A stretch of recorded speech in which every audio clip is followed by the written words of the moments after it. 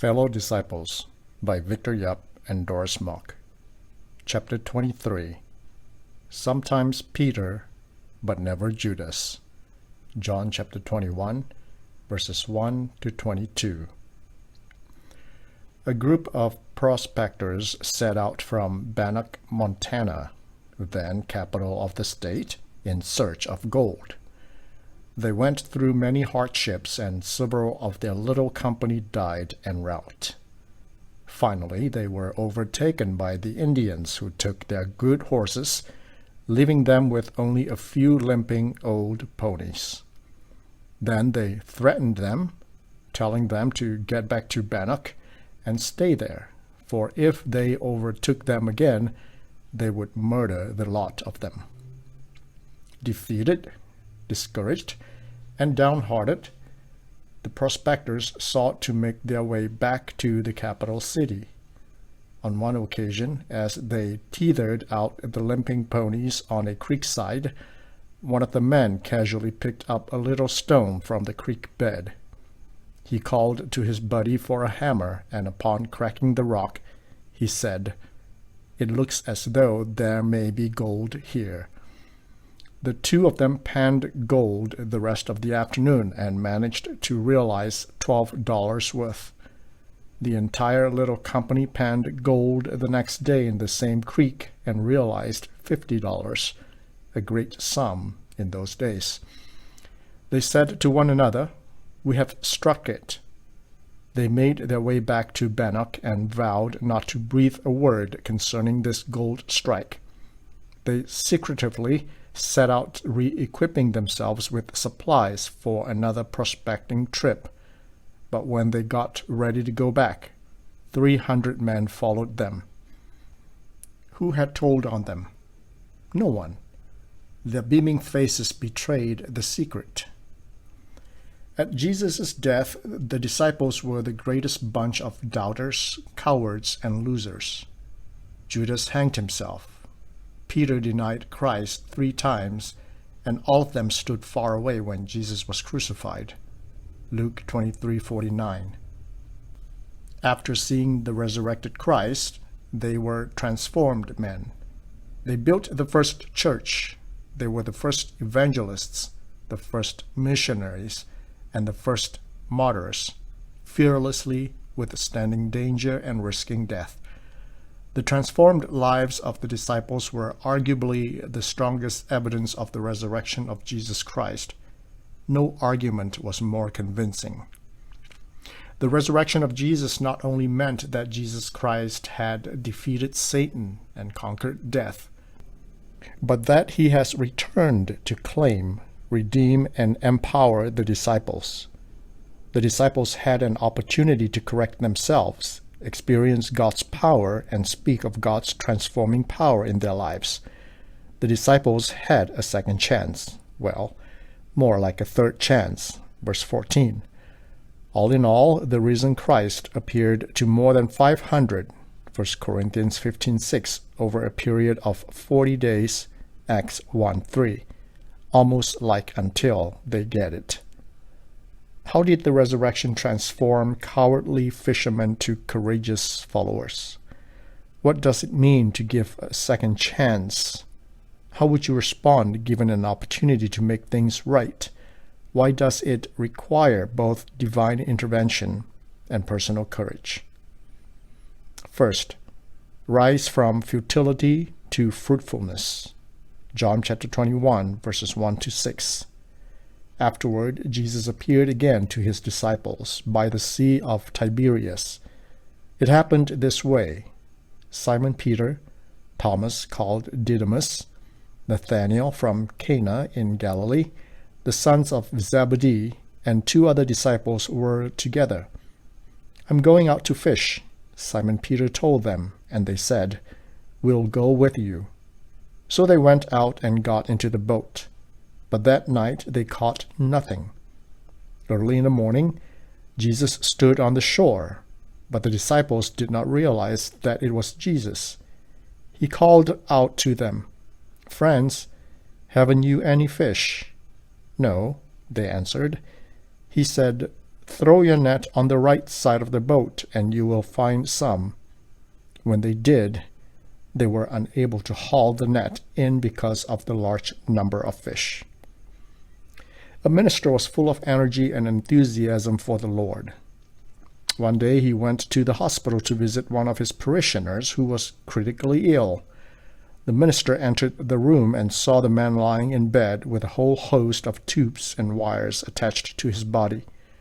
Without any delay, the minister strode to his bedside and began to exhort him to be of good cheer. Soon the man started to wave his arms. This encouraged the minister, and so he exhorted him more and more enthusiastically. Finally, the minister ended with a rather lengthy prayer, and at the final amen, the minister opened his eyes just in time to see the man reach for a pad of paper and a pencil. Quickly he wrote something and handed it to the minister. Then the man turned his head and died.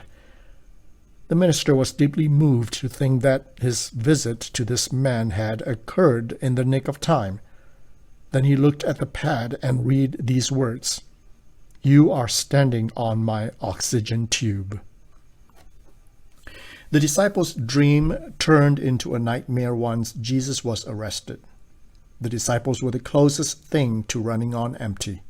They had work to do and places to go, but they were not going nowhere fast and getting nothing done.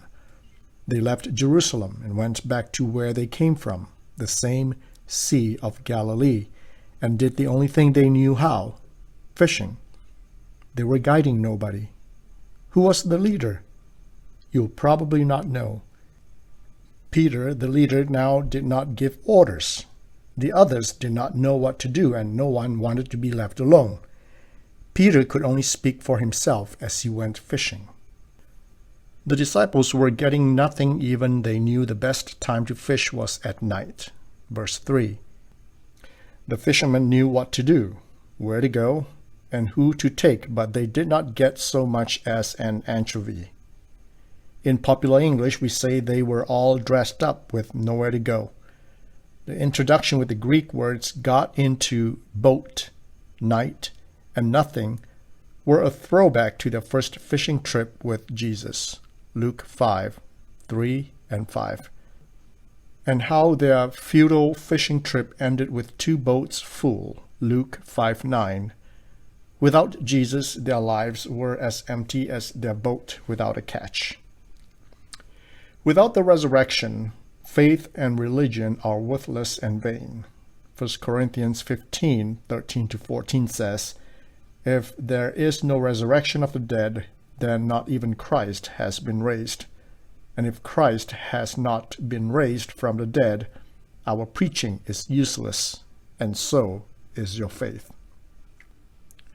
Jesus deliberately showed the disciples that their lives were futile and fruitless previously, but now they could find true meaning again in following, trusting, and obeying his orders, even abandoning their own methods and adopting simple ones, such as throwing their nets into the sea on a hopeless day. Jesus did not just say to them, "I am the Lord," which would have solved the puzzle. He wanted them to discover and recognize by themselves who he was. He is the Lord, the one who had no rules on when to fish, early in the morning, where to fish, the shore, and how to fish, the right side of the boat. The risen Christ now brought to the disciples' memory how he had met them, what he had done for them, and what he had told them concerning his identity and mission. Jesus could have caught fish for them, but he always had the disciples do it when they first understood he was Lord by the sea, Luke 5:9, when Peter took the coin from the fish's mouth to pay taxes, Matthew 17:27, and here after the resurrection. The mission was for them to carry out. Further, there was no better way out of disillusionment and depression than having a hands-on training session. The important thing for the disciples to learn at this point is obedience. just as Jesus previously commanded Peter with the imperatives, put on and let down, Luke 5:4, put out into deep water and let down the nets for a catch. He commanded them with the imperative, throw, verse 6. When the disciples obeyed, they caught a large number of fish, verse 6, similar in Greek to Luke 5:6. Second, rise from fatigue to fitness. John chapter 21, verses 7 to 14. Then the disciple whom Jesus loved said to Peter, "It is the Lord." As soon as Simon Peter heard him say, "It is the Lord," he wrapped his outer garment around him, for he had taken it off, and jumped into the water. The other disciples followed in the boat, towing the net full of fish, for they were not far from shore, about 100 yards.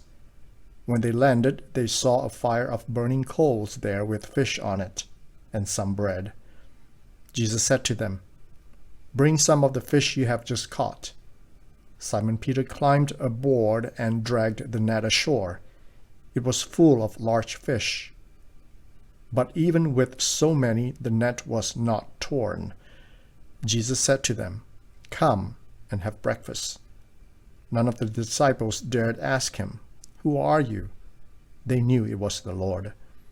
Jesus came, took the bread and gave it to them, and did the same with the fish. This was now the third time Jesus appeared to his disciples after he was raised from the dead. The book Three of China's Mighty Men by Leslie Liao tells the story of Mingdao Wang, the most renowned Christian figure in China. In 1951, many Christians were arrested and fear dominated the Christian community as one prominent Christian after another was identified, arrested, and punished. The press conducted a violent campaign of abuse against the church and Christians. Wang was an obvious target.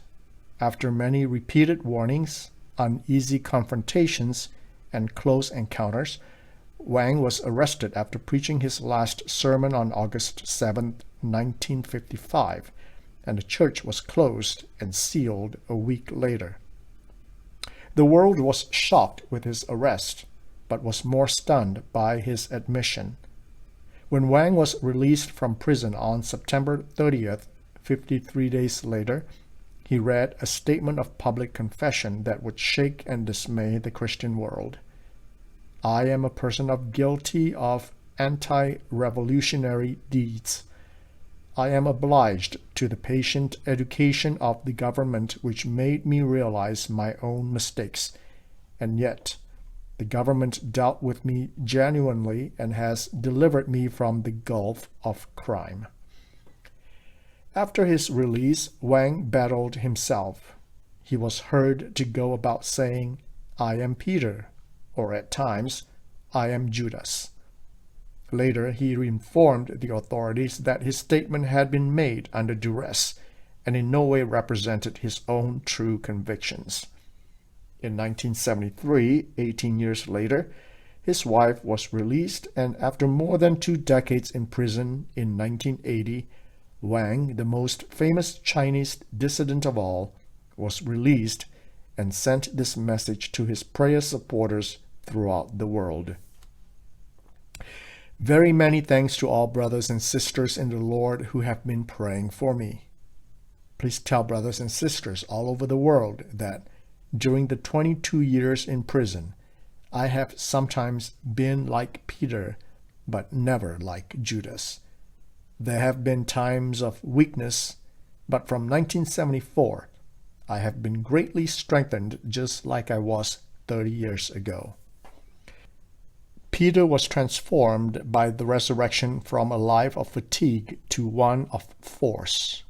After Jesus' death, Peter was not leading the disciples, catching fish as a fisherman should and recognizing the Lord as John did.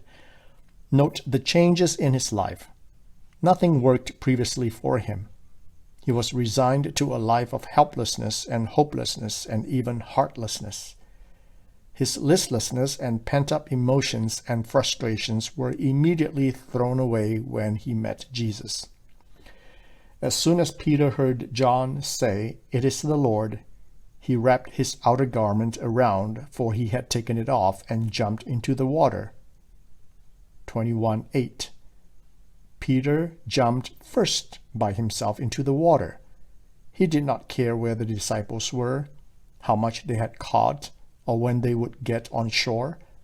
Jesus commanded the disciples with the imperative, "Bring the fish." Verse 10. But it was Peter who responded. No longer was he shirking responsibility, dodging Jesus, or losing interest. Instead, he was the first to act with energy, enthusiasm, and effectiveness. Do you also notice a change in Peter?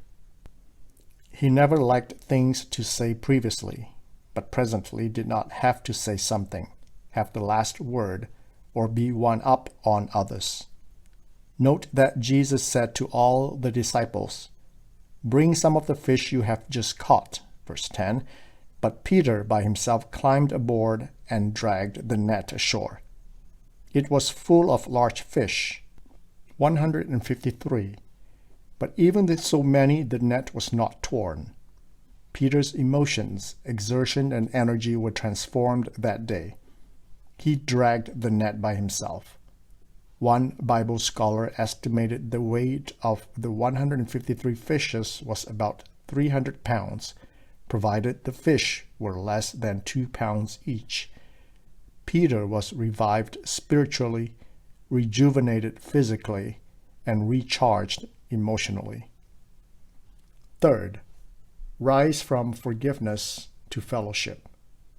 John chapter 21, verses 15 to 23.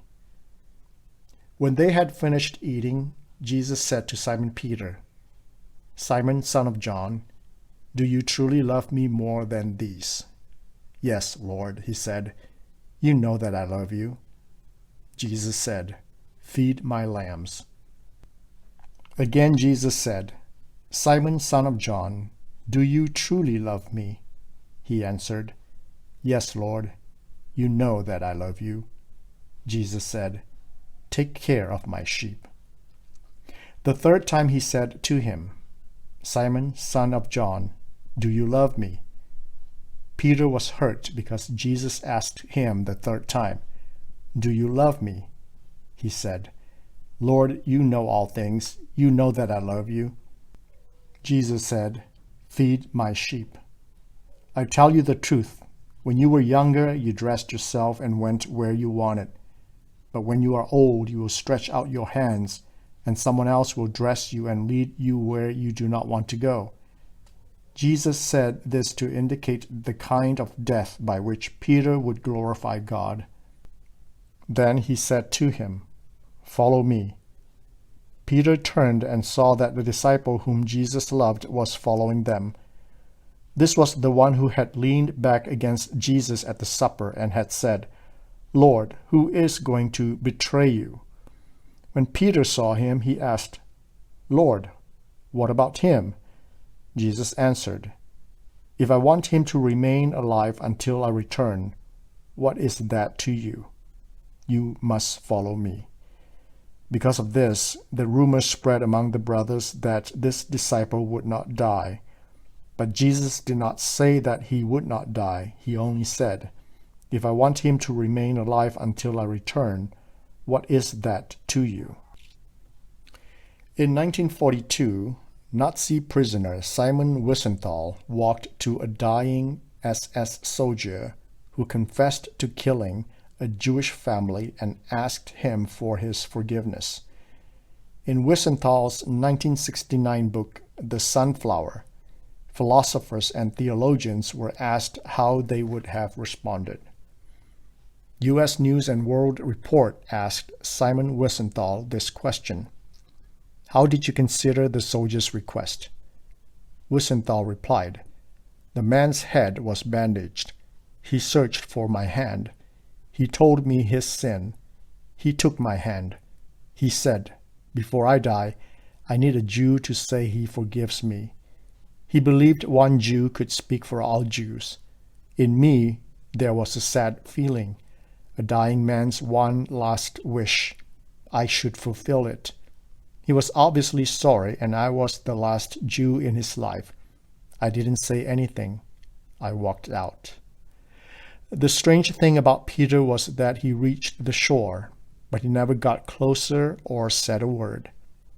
Here was a man who had a change of character. Peter, who was not known for being silent, invisible, or dull, was dumb like a piece of wood. Notice that Jesus himself not only made the initiative, called for the fishes, and gave everyone an opportunity to act. He even prepared the fire for the cold, dripping, and tired fishermen, charboiled the fish while they were drying, and extended not only forgiveness, but also fellowship to them. He got up, gave bread to them, and instructed them to eat. Luke 8:55. Frustration and forgiveness were never in Jesus' mind.